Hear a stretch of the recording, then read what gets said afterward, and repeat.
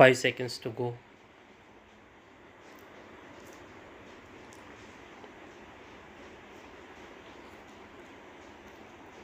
Start. Mr. Deputy Speaker, Sir, I rise to support the bill as it proposes to amend the Constitution in a manner so that the most important and the urgent need of our people may be included in our Constitution as fundamental rights. Right to work is the essential condition of our existence as a human being. You know, sir, through work, man distinguishes himself from beast and develops his capability to be the master of his fate, control the nature, and build up the civilization. This power to work helps him to control the nature and to use it in his interest. He produces his bread and thus continues his existence. Without work, how can a man earn his livelihood? So, it is absolutely related to the question of his existence. But today, this existence of man is challenged in our country. The unending queue of unemployed people is increasing day by day.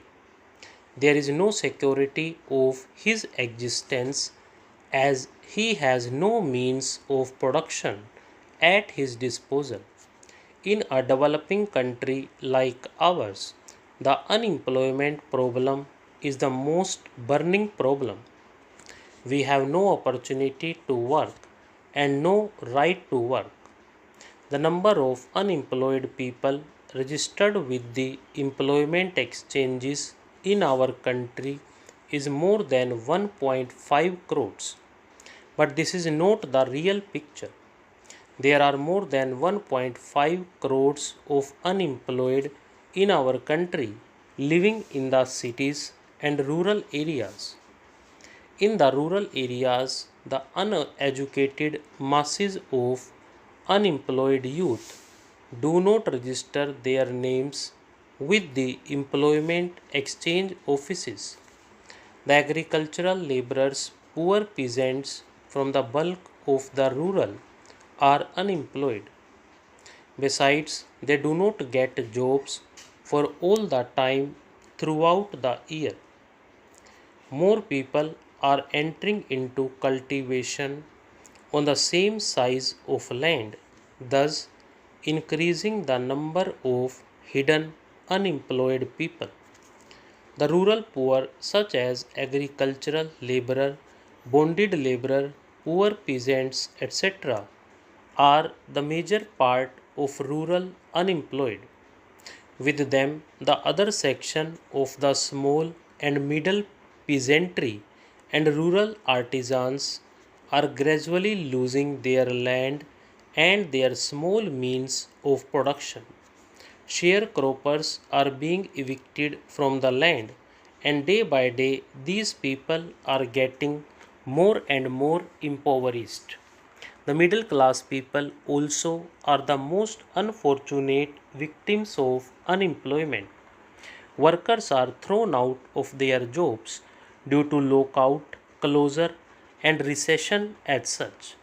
But how can they live without a job?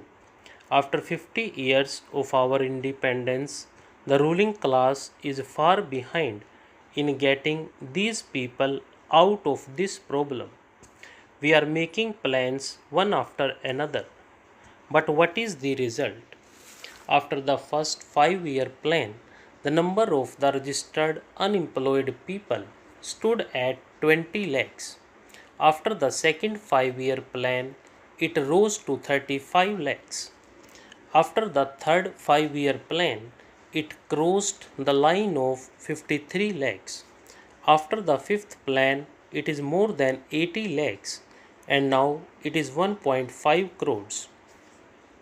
This is the reality in spite of the ruling party's talks of socialistic pattern democratic socialism, ultimately socialism, and new economic program.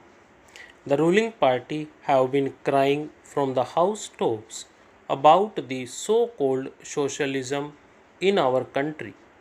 The number of unemployed in the country has been increasing because their socialism is a fake socialism and it is to deceive the people only. They talk of socialism only because they know people live and like it. People believe that without socialism, unemployment problem cannot be solved. But what is socialism? It is only the scientific socialism which is the real socialism and which abolishes exploitation of man by man, which abolishes private property system in the economy, which takes the means of production in the hands of the state and which guarantees the right to work. But in our socialism, the rich becomes richer and poor becomes poorer. This is really capitalism under the guise of socialism. This is fake socialism and this is only to deceive the people.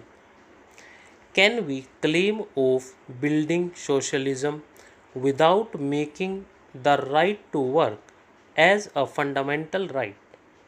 We cannot.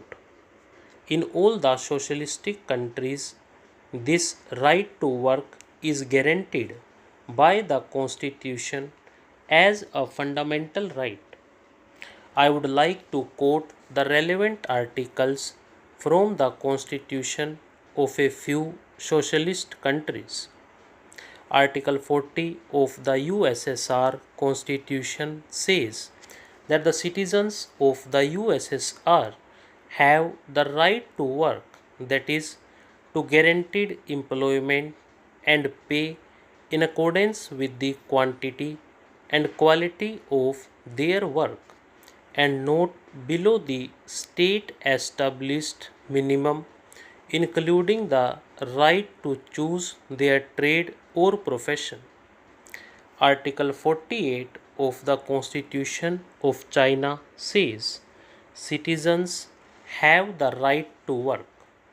To ensure that citizens enjoy this right, the state provides employment in accordance with the principle of overall consideration on the basis of increased production.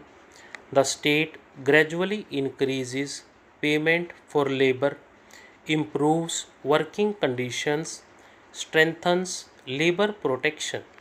Stop.